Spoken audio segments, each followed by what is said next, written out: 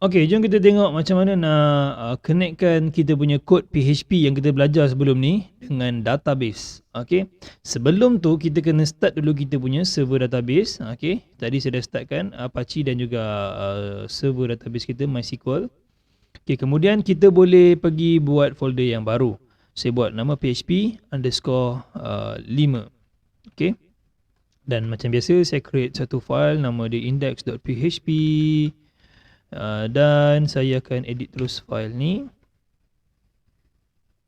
Okay, saya letak sebelah-sebelah macam biasa. Okay, PHP. Okay, sekarang kita dalam folder PHP yang ke-5 dan kita nak buat connection dengan database.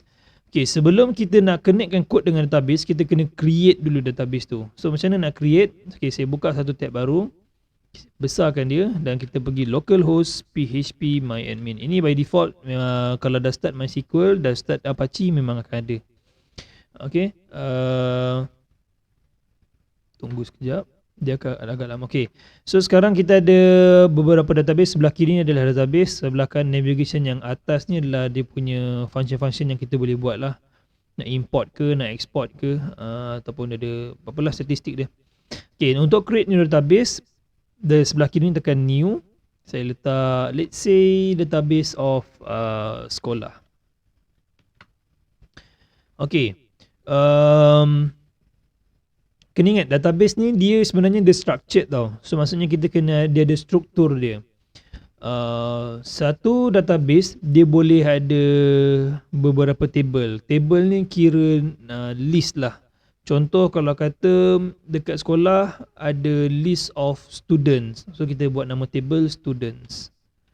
Dan dalam list students ada berapa kolom. Kolom tu means kita simpan apa. Pertama sekali ID wajib lah. Selalu kita buat sistem database wajib ada ID, yang mana nombor tu mesti unik dan increment. Maksudnya satu data tu ada satu ID unik dia. Okay, kena kekalkan yang tu, kena ingat tu. So dalam senarai student mesti ada nama student, ada umur student, mungkin ada nama kelas student, mungkin ada tingkatan student, mungkin ada nombor parent dia, nombor telefon parent. Terpulang lah senarai student. Okay, kira senarai student, apakah kolom yang ada, terpulang. Okay, so number of column selalunya kita tulis kat tangan dulu ataupun lukis dalam satu software nama ERD punya diagram. Kita lukis dalam bentuk ERD, kemudian kita translate jadi database. Tapi disebabkan course ni course basic je, okay, ERD semua kita akan fokus pada course yang lain insyaAllah. Masa akan datang saya akan buat. Okay, so dalam student pertama sekali ada ID, yang ni wajib, kena ingat apa-apa sistem kita buat mesti ada ID supaya kita tak kekeliruan dalam buat something. So kena mark as AI. AI ni maksudnya auto increment. So nombor dia tu akan meningkat. So unik lah setiap satu record tu, unik lah nombornya. Primary ni okay, abaikan dulu. Nanti kalau perbincangan database, betul-betul database, course database, baru saya ceritakan primary key tu apa. Dia ada unique key, ada index key, ada full stack, ada special. Tak apalah, nanti kita tengok kemudian. Tapi kalau mark as AI, wajib dia akan jadi primary key. Okay, kemudian kita akan letakkan sini dia punya nama. So ni data type dia yang ada. Kalau ID ni nombor lah sebab dia meningkat kan. So kalau nama nak letak apa? Okay, varchar. So kalau variable character, berapakah panjang maksimum dia? Saya suka letak 255. Okay, contoh kalau ada alamat. So kalau ada alamat, kita letak text. Text tak perlu ada value lah. Text ni dia punya maximum number adalah 65,535. Mungkin pelik lah, pasal lah nombor tu boleh ulang dalam course ni kan. Kita hari nombor dalam PHP count dia pun sama juga, 65,535. Tadi yang port number pun 65,535. Yang text ni pun sama, 65,535. Apa benda yang kena kan? Tak apa, nanti korang akan tahulah. Jadikan nombor tu sebagai nombor rahsia, 65,535. Okay, kemudian mungkin kita ada tingkatan. Tingkatan contoh 1, 2, 3, 4, 5. So ada nombor lah, tambah kolom lagi. Kemudian ada kelas.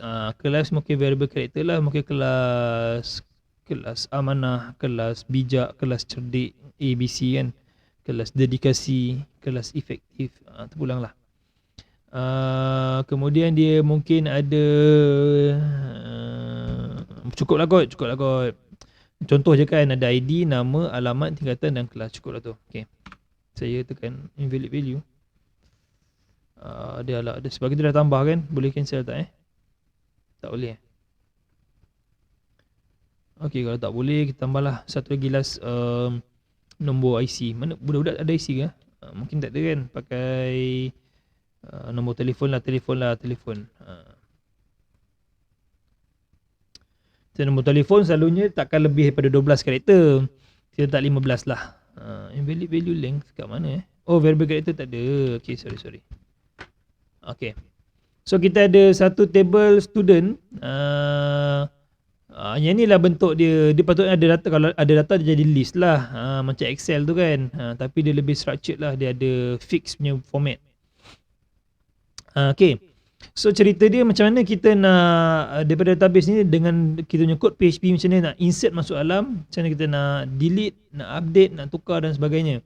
So saya tunjuk dulu cara nak buat connection database dulu sebelum kita buat dia punya select ataupun insert, update dan delete.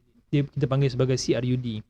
Basic dalam coding buat dengan database ni dia ada istilah dia, iaitu saya buka PHP dulu, iaitu CRUD.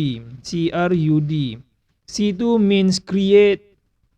Create, ada read, ada update, ada delete. So kalau kata 4 operasi ni dah boleh buat, dah reti buat, maksudnya dah pro tu, boleh jadi pro lah. Sebab yang ni lah basic logic yang kita nak pakai dalam apa-apa sistem pun. So macam mana kita nak buat connection database? Kena tahu pertama sekali bila nak buat connection database, kita kena tahu dia punya username and password dulu. Kalau dekat local by default dia root, password tak ada. Tapi kalau dekat server, depend lah. Dia kena minta. Kalau dekat hosting, boleh create terus ada form. Kalau pakai server, yang tu kena belajar sikit lah cara nak set up user dekat dalam server. So saya suka pakai satu nama variable name iaitu con, means connection lah. Sama dengan MySQLi connect. Ini function yang kita akan gunakan untuk connect database. So dalam MySQL connect, dia memerlukan 4 parameter. Parameter yang pertama, parameter yang kedua, parameter ketiga dan parameter keempat. So yang pertama adalah server address. Kalau dekat dalam local, kita boleh, localhost rasa macam tak valid kot. Translation localhost kepada IP. Perkataan localhost dikira domain name. Tapi translasi dia daripada localhost nak translate kepada IP address, dia akan jadi macam ni, 127.0.0.1. Kenapa bermula dengan 127? Di manakah, kenapa tak jadi 0001 kan, ataupun 0000? Tak apa, yang tu perbincangan dalam bab network. Saya akan cerita kenapa. Dia ada related dengan matematik sikit dan related dengan beberapa subnet mask yang ada sekarang network dekat appliance sekarang. So shortage dia adalah localhost translate jadi IP akan jadi 127.0.0.1. So maka sini akan jadi 127.0.0.1. Saya rasa panjang sikit. Dan parameter yang kedua adalah dia punya username. Apakah username untuk local? Tadi saya dah sebut, by default dia jadi root. Dan password, sini adalah password. Disebabkan dalam local saya tak ada password, so kita boleh padamlah password ni. Dan kemudian yang keempat, masukkan nama database. So apakah nama database kita buat tadi? Nama dia sekolah. Ingat sekolah database, student ni adalah table. So masukkan sekolah. Saya save. So ini adalah basic dia. So sekarang cerita dia macam nak tahu yang connection ni dah sukses ke tak. So kita boleh buat if. Sebenarnya con ni dia akan return something kalau kata berjaya. Kalau tak berjaya dia akan return false. So maksudnya kita akan buat con sama dengan false. Kalau kata connection tu adalah return dia false, return dia salah, maka kita akan katakan echo fail connecting to database. So sekarang kita refresh kita punya page. Saya refresh. Sekarang ni dia tak ada keluar apa-apa, maksudnya connection tu sukses lah. Kalau kata saya letak sini root X, maka dia akan tulis uncalled MySQL exception access denied untuk root X. ataupun kita letak sekolah X, dia akan keluar error, maksudnya tak berjaya tu. Tapi kalau kata macam ni dia berjaya.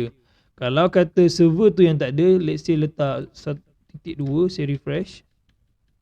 1.2 pun boleh. Sekejap, saya cuba stop server okay, kita refresh. So dia akan take time sikit. Fail to connect. Okay tu, cuma dia tak keluar kita punya message. Tak apalah, at least kita tahu yang apa ni, yang ni adalah tak boleh digunakan. Tak apa, biar je. Okay, so kita start balik. So maka inilah cara untuk connect dengan database, cara create database basic, cara create table dia secara basic. Kita tahu data type dia secara asasnya. Jangan risau, selalu benda-benda macam ni kita akan belajar lebih mendalam bila dah start buat something. Kita akan belajar buat something kemudian insyaAllah. Okay, so sekarang yang untuk part database habis dah dekat sini. Kita akan jumpa video seterusnya macam mana kita nak buat nak insert data, nak buat CRUD. Okay, insyaAllah. Jumpa video seterusnya.